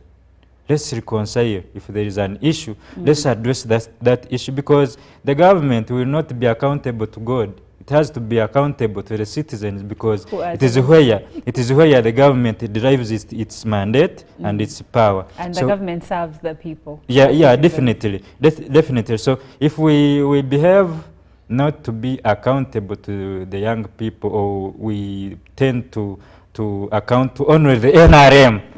We are not accounting to the opposition. The opposition, we are creating a class-based administration where we are treating the rest of the population in the opposition, or those people who don't agree with our ideology, as second-class citizens. We are just creating a situation of having angels and devils, which is not good at all. It isn't. Yes. Byamukama raises pertinent issues, and what my takeaway from what he has shared with us is that we do not want to create an animal farm kind of situation where some animals are more animals than others, yet the government is supposed to be accountable to its people, who are the citizens of that nation. And when it comes to the nation of Uganda, 70% of these citizens are actually the youth. So branding them opposition because they are against some policies in government or some evils like corruption, he says this is not okay. You won the election,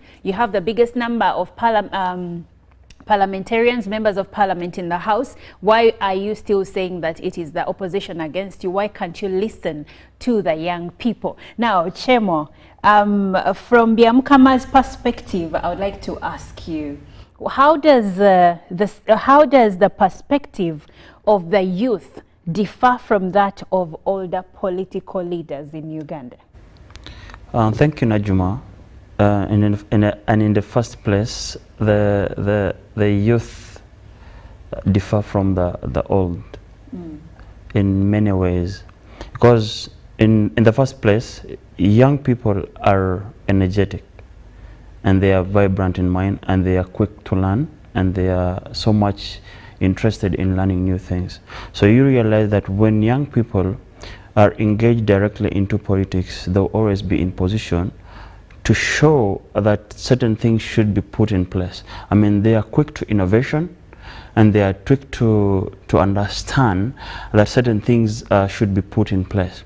And why I would say like that is because young people, direct involvement of the young people to the system would help government to understand what should have been put in place and what should be put in place, because they will always do research. They will always help in coming up with new ideas that would help government to assess what could have been put in place. A case in point is when young people are so much interested into politics, government will always understand that, you know what, this is what should have been put in place and this is what should have been put in place. So that would help a government to always compose itself and get to understand about how it's running its affairs, and it will always guide them to know of what should have been put in place. Because given the recent movement within the country of the PLU movement, the PLU movement has been in position to help government to understand that inclusion of the young people within systems would be a better thing and to portray a better image within society.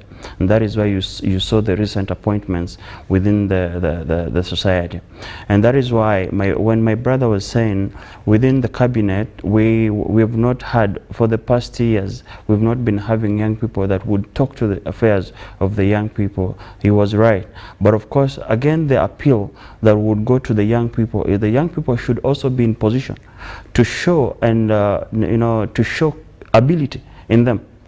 I mean, we can always argue about things without going to streets and causing a lot of violence and showing the picture that would have been showed on public domain as a different one. And that is why my appeal to the young people is that we have to compose and show competence so that we are realized of what we could be, what could be in us for us to be put in position. All right. Now, Biamukama, let's look at some of the challenges that the youth face when it comes to leadership, policy making, or generally being part of different conversations regarding the growth that is social, political, and even economic growth of our country. And one would wonder, what are the main challenges that young people face when they are trying to be a part of these conversations, social conversations, political, or even join the political fabric of the nation? You see, Najuma, the current political system is like a wall built by concrete. So we have a Berlin Wall. It is like if you know these constructions, there is that wall that is ever built with concrete. So you can't just dissolve it by osmosis, because there is so much monetization of the politics, of the current politics. So it is it can't be dissolved by osmosis. So that also is a deterrence to these young people. You find most of these young people, you can't be a young person and have all that billions that it takes to contest for being a senator or a representative anywhere. For example, in Kagadi, where I come from. So it needs lots of money, lots of cash. So the monetization of the politics is a great barrier to the youth involvement in politics, and I believe it should be found. There should be means on how to reduce. You know, let's sensitize these the population, the electorates, that politics is about service. It's not about money. That's why you see most of our MPs go to parliament to steal. These MPs have been in Ruzira most recently because they stole. They are thieves. So yes, even the March to Parliament protests were against that behavior, you know, theft, corruption. You know, they have been to Luzira, but they are still, the case has, you're the lawyer here. And there is that presumption of innocence. Exactly. Yes, but we are giving it as a case example. Yes. Because by the time a case is brought against you. If you're a public servant, there must be decorum. That public decorum. So if the parliament loses, if politicians lose that public decorum, then the population has the audacity to call them all sorts of names. You saw during March to Parliament protests those posters that the young people were holding. They were calling these politicians all sorts of names. So if the moment you lose public decorum, you see, public officers must maintain the highest order of public decorum. That's why we call members of parliament honorables. Definitely, they are honorable in character, in in appearance. Yes, you should be honorable. So that alone is is an indicator that the moment we keep in this. If we raise the ladder of being in politics to a very high stake, we shall keep in elements of squandermania, misuse of public resources will be the order of the day. So there will be no way that these young people will be empowered into decision making, and the chances will be minimal. So the other issue is we have a challenge with most of these young people. They are not, those who are not on social media are not politically elite. Yes, so they are not properly sensitized about their rights, the roles of the young people being in politics. So they just act out of the blue. So that's why you see most of them, when they act out of the blue, they become very radical. Very radical. You see, we have been having issues with supporters of the NUP for being too radical at some points. Yes, this is because they are not properly informed about the role of politics in their development or their state. So they tend to bear that radical element because when you are ignorant about an issue, it's very easy for someone to mess just up. And To manipulate you. So that is the main cause of that radicalism within those oppositional elements. They think they can come out and destroy everything to overthrow the regime. So what you're saying is that some of their leaders apply or appeal to some of the issues they are facing. Basically, they manipulate their emotions. The moment you are not politically conscious, you are liable to be manipulated. Yes. So, and when you are manipulated, you act according to the tunes of the manipulator. So you have. Isn't that what politicians do, though? Whether it's NRM, Democratic Party, FDC. Politicians are manipulators. No, in political consciousness, you can't manipulate elite citizens. That's why you see in developed democracies, they will ask you what is your agenda. So, but for Uganda in particular, you will have political parties without any agenda, but garnering a huge number of electorates. Yes, without any agenda, without any fiscal policy or infrastructure agenda, but they will garner a large number of electorates. So that is an element of gullibilism. We have a gullible young people somewhere, because maybe they have not gone to school, or they have not been introduced to political education, they are not politically elite, so they are always liable to being manipulated. So you see, manipulation has grown from this our local level, and these young people have been manipulated internationally. We have been having these mass parliament protests. But when you read a book, there is a book called When Google Meets WikiLeaks. So it was written by Julian Assange, the one of WikiLeaks. Yes. When he had a meeting with Eric Schmidt, the proprietor of Google. He was the chairman of Google. So he writes, when the Arab Spring in Egypt was taking President Hosni Mubarak, yes. So these young people, Hosni Mubarak was in a very good relationship with Hillary Clinton and the administration in Washington. But again, the Washington government was working underground in a clandestine operation with these civil society organizations. To oust him. Yes.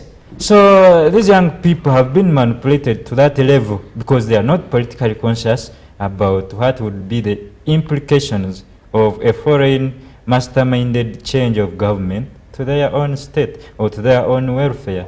So they have been, you see, that is the biggest thing of not being politically conscious. So we should have a politically conscious young people in order to make independent decisions on personal level. So when we are able to make independent decisions on personal level, then we shall have a great administrative system, we shall have a great, opposition, we shall have a great governance. Even in the NRM, there are people who are politicians, young people in the NRM who are not politically elite. They just act out of sycophancy, but they can't see that where the government is going or where the threats the government can face when certain decisions are taken. They just act. You know the meaning of sycophancy?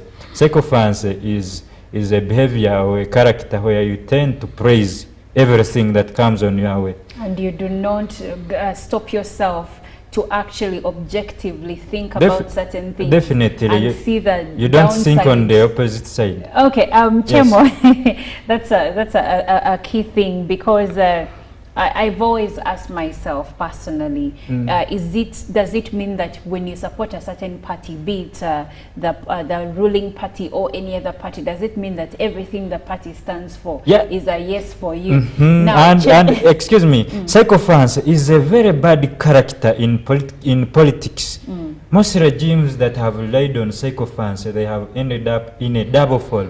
You know, a double fall in politics is like when you are overthrown from power and you end up in prison or in exile. Most regimes that have over-relied on sycophancy, that praise. Or you look at Sudan, Bashir ended up in prison. Look at those regimes. Bashir, a year before his overthrow, he had garnered over 90% in an election. So, but these sycophants didn't see that the government, there could be a possible fall of government, because they were only no change. But yes, sycophants is a very bad thing in politics. Mugabe, a few years before his overthrow, he had just won an election with over 80%. So sycophants, whether regimes need sycophants, but they should maintain that element of intellectual honesty. All the cadres should not be intellectually dishonest. They should not think of themselves as islands. Chemo, I would like to, first of all, to get your view regarding the sycophancy he's been talking about. Do you see most, I believe you, myself and him and many of our viewers have seen this aspect growing in our political parties, whether it is the ruling party or the other parties. There is something, I hear people saying, it's like the opposition is there to oppose everything, even if it is geared towards national development. But also others are saying, but the MPs in the national ruling party are also agreeing with everything, even when you can see that some of the behaviors of the leaders are detrimental to the country. What would be your perspective? Najma, when you talk about sycophancy, we find sycophancy all over the world. Exactly. The last time America got into election, when it was Hillary with Trump. Yes. Trump got into system with a certain mode of politics where it was a win-win. Whether he won, he lost, he was to be announced. Yeah. Is that known to be true? Yes, research has found. You can go online and find out. So there was no win-lose. If Trump had ever won an election. Trump has never won an election, but he was announced because there was a certain kind of manipulation within the whole system. Okay. He manipulated up to the high courts. So when you look at the country we are in, Uganda, that happens to be a part of Africa, we have sycophancy, more especially even in the opposition. The other day, Bobby Wine, who is the current leader of the of opposition, which is National Unity the National Unity Platform, who concocted a story of being shot. Was it concocted? It was concocted because I am going to give you a story today. That it was concocted, and it is one behavior that we have to resist, and that young people should call right things right and wrong things right. He said is reported to have been shot, but when you follow the story and want to understand of what is associated with a bullet, then you realize that his way of behavior and how he portrayed himself, even after the bullet had landed into his body, it was not it wasn't showing one that was shot. A case in point, when he was taken to the hospital, the whole leg was plastered. A wounded part is never plastered. Excuse me. Chemo, you are making these allegations, but you're not a medical doctor. No, so are you going to say that it would be fine? It would be fine to listen. It would be fine to listen to what I'm saying. No, I'm asking a question because I believe there is a viewer there saying, but are you a doctor to say that a wounded place cannot be plastered? You can give us your sources to support your answer. We shouldn't be doing these things. We are part of the system. We are all citizens of this country. So we shouldn't act as mercenaries. That we can't see what transpired. Okay, no. let Chemo finish his point, conclude. And then I'll bring you and in. Then, Najma, we have to be realistic in life. As in, a wounded part, for all the wounds we have had in our bodies or entirely in the generations, it has never been plastered. So the wounded part is never covered. Chemo, the report indicated that he had minor surgery. Now, personally, I've had a few surgeries here and there, and I know that that place was covered for one reason or another. Now, I'm not saying that my surgery was the same surgery he had, but I would like to bring that in. And still, I am speaking as a non-medic, but you can continue. The point is, I am talking about the effect of the bullet. I think we need to take classes of how a bullet is effective, unless otherwise. Okay. You would have understood. So was it a bullet or not? Of course. For us who viewed, within that effect of commotion, critical analysts indicate that he was knocked by the car door. Yes. Did you see the footage indicating that he was actually hit by a tear gas canister? Because even police later which is which? Came out. Is it a tear gas canister? You're saying no, Chemo, you're saying you're a critical thinker, and you critical thinkers noted that he was hit by a car door. But the police actually gave a report and said he was hit by a tear gas canister. So who is misleading? So which is which? Now, is it a tear gas canister or the candle or the bullet. You so tell let's us, because you said critical thinker said it was the candle. Now my area of concentration is the bullet. I mean, he said he was shot, and I am talking about the effect of the bullet. So if he was shot, then the leg would have been gotten critically affected. And now, secondly, on the same event of our topic, that if he was shot, then you've seen videos when Bobby Wine was slipping off the stairs, and he had to use the same leg to limp until the friends he was with had to whisper to him that what has happened. I think they were asking him because we're not able to get the voice. So, Chema, I would like you to relate this situation to the sycophancy we were talking about. Yes, the sycophancy, of course, is continuously saying something is right when it's not right. I mean, it's logical. I don't need to define I'll ask you a question. You are a youth leader in the NRM party, okay? Yes. Have you witnessed some situations of sycophancy in your own party? Now let's look from within, because like Biamukama said, sycophancy is basically never ever thinking that you can do wrong as a political leader or even as a party. Do you have similar situations Do you have similar situations where you have felt, I beg your pardon? Sorry about that. I was asking, do you have similar situations that you have witnessed in your own party? Sycophancy is all over, like I said, Najma. But I am concentrating on something that is taking a huge number of young people off track, off board, from them realizing of what they should have done to bring something on board. I mean, young people and the sycophancy are not in position to even identify that within the opposition that they could be following is the highest degree of sycophancy. Okay. And that is why I'm saying that within the political party, yes, there could be sycophancy, but now what we are trying to say is that is why we are coming on TV, to always emphasize on the ruling party or within the ruling government that if there was sycophancy, then we have to see. That is why you saw that the recent people that were arrested within the ruling party were for the ruling. I mean, within the ruling party.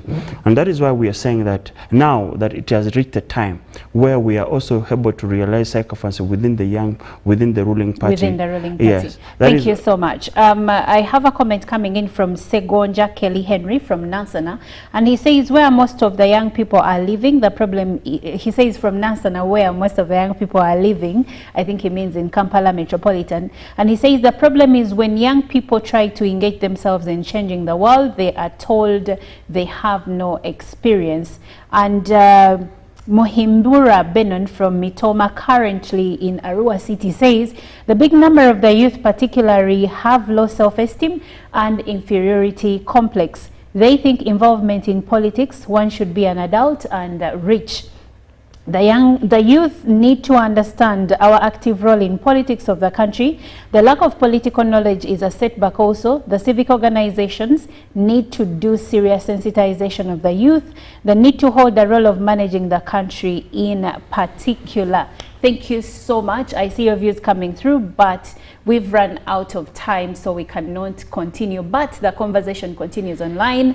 I've been speaking to Biamukama and Chemo, all youth leaders. Biamukama is a lawyer and also a security student, and also Chemo Mashud is a youth leader from Kapchora. Thank you so much for sparing time to have this conversation with us. And Ruben Impima is coming up next with the sports updates.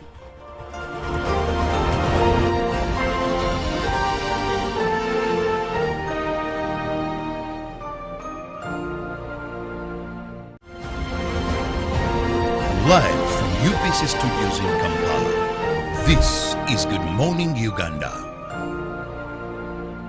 Pick of the day on UBC.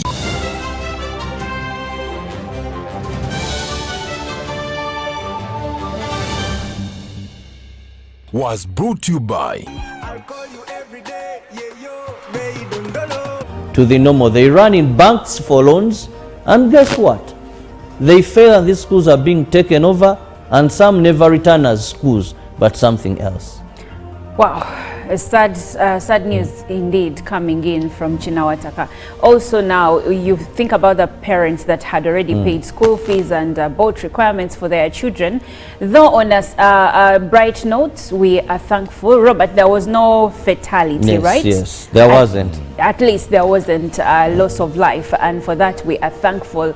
But now we move on, and in the news today, Donald Trump has said in the event that he loses, he will not stand again or contest for the presidency again in 2028. We'll give you more of that story in the international news segment, but for now, let's look at our local news. And we'll begin with our Vice President, retired Major Jessica Alupo, who has reassured Russians and Belarus investors of government's commitment to support them so that they help Uganda to steer its socio-economic development agenda. She said Uganda values the comprehensive cooperation partnership with Russia and the Republic of Belarus and would deepen cooperation built on solidarity, mutual respect, peace and security. Speaking on the ongoing Euro-Asia Women Conference in St. Petersburg, Alupo told His Excellency Natalia Chokovona, the chairperson of the Council of Belarus, that Uganda is pursuing a transformation agenda to lift our people out of poverty and expand opportunities for prosperity. She said Uganda is ready to establish cooperation with Belarus in technology transfer, particularly in agriculture, agri-processing. Good offense right there. Good combination.